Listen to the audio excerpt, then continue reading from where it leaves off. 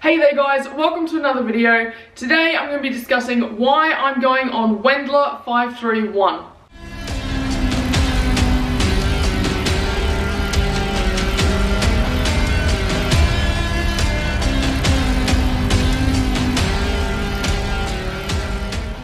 So basically I'm going on Wendler, as you can assume, to get stronger.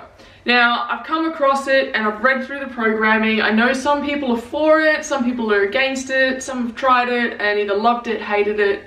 Lots of different things out there, but there's also lots of different versions.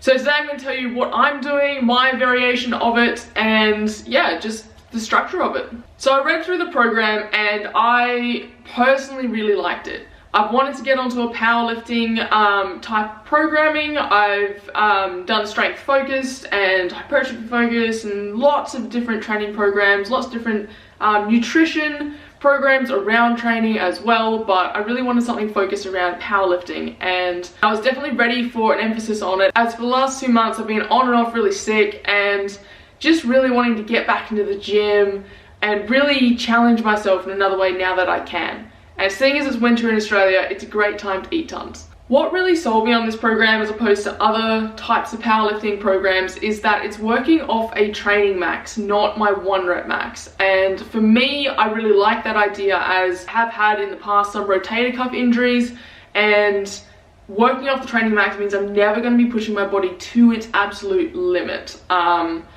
that really appeals to me just because I can play it safer. With my injury, I can play a little bit more cautious, but I'm still making really good progress. So to explain that a little bit more, your training max is 90% of your 1 rep max. Now, if you're not sure what your 1 rep max is, that's fine. If you can determine what your 3 rep max is, that will be roughly equivalent to your 90% 1 rep max. So you can work off that as your training max, and that'll still let you hit those goals that you're after.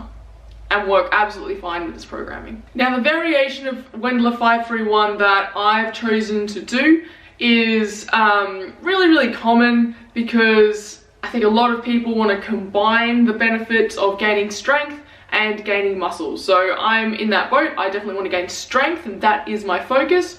But if I can gain any type of muscle along with that, while not being detrimental to my strength gains, I absolutely want to sort of take everything I can get. So I'm doing boring but big. And I've seen a lot of videos and a lot of information based around men doing boring but big and men doing Wendler 531. And while I've seen some with women doing 531, I haven't seen tons. I definitely haven't seen anyone do boring but big. I'm sure they're out there, I'm sure people have. Whether they've documented it or whether it's out there somewhere else and I just haven't looked hard enough, then cool. If you do know of anything or anyone else that's done it or anything, I'd love to learn what they did, their interpretations of it and how they've programmed for themselves. That would be awesome if you commented down below.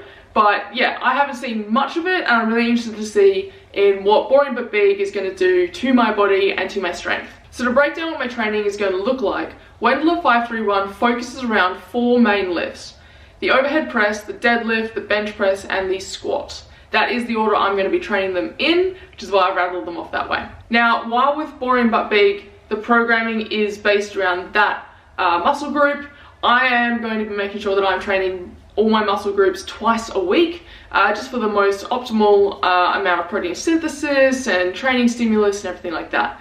Going to make sure that the weights don't impact each other, but I'm still going to be hitting those muscle groups twice a week rather than once a week. Now, for the main lift, as that is what the majority of your program is structured around, the way that this is structured and programmed within 531 is that week 1 you're doing 3 sets, so you're going to do 5, 5 and then 5 plus. So you aim for 5, then if you can get more, get as many as you can.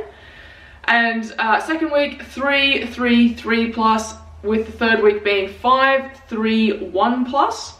And then in the regular 531, you would take a deload week in your 4th week. With the boring but big program, you actually cycle through those 3 rep ranges again while adding weight. So after those first 3 weeks, you increase the weight on all your lifts or your training max, recalculate the percentages and go again. And then the 7th week, you take that deload. Now, as part of this, I'm also doing at the end of my main lifts, so the 3 sets of 5 or 3 or 1, whatever it is, I'm also doing 5 sets of 10.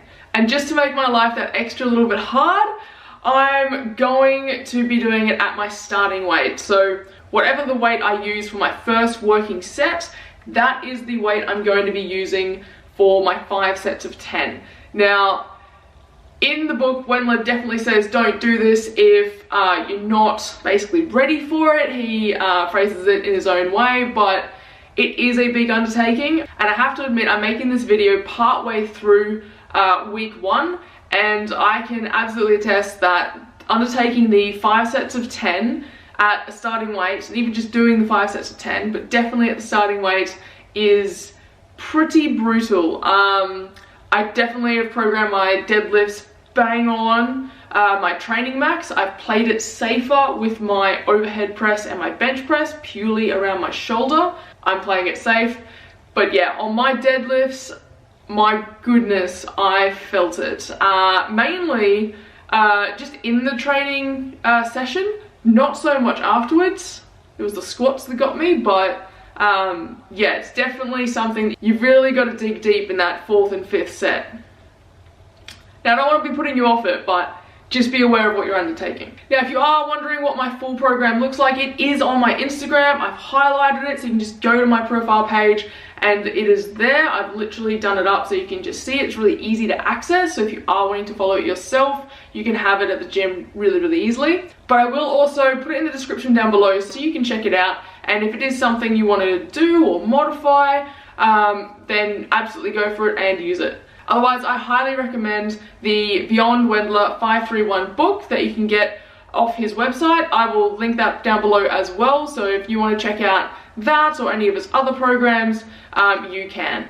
Just literally for information purposes. This is not sponsored, I'm not promoting anything, it's just what I'm doing, and I always find that more information is better. I am an absolute sponge when it comes to health and fitness, nutrition, information, and I'll talk about it and research it until the cows come home. But yeah, more information is always better, in my opinion. That may just be the teacher in me coming out, I don't know. I will also be recording my training sessions, and I'll be updating you guys about how I'm finding things, and with my successes, my failures, and everything, while also uploading informative content that you guys can take away and actually implement in your own training regimes, no matter what they are. So make sure to hit that subscribe button so you don't miss any of my future videos. Now, before I leave you guys though, I want to reiterate what Wendler says in his book, and that is don't undertake 531 in any of its forms if you're not prepared to eat. And eating is something I absolutely love, but I want to also add on to this. And what I want to add is do not undertake Wendler 531 in any of its forms if you have an ego, because the weights that are programmed, when you base it off your training max and you get those percentages and put them into the weights, it is very humbling, especially in your weaker lifts. So don't undertake Wendler thinking you're going to be moving heavy weight every week and smashing PRs all the time. It is a humbling experience to be putting small plates on the bar and actually grinding those out when you're deep into your set. So like I said, I'm doing Wendler. I reckon it's something that if you want to, you should definitely try. We'll see how my progress goes and what success I have with it, but this is just my findings so far and what I'm doing. So anyway, I hope you guys got a lot out of this video. If you did, please smash that thumbs up button, and I'll catch you in the next one.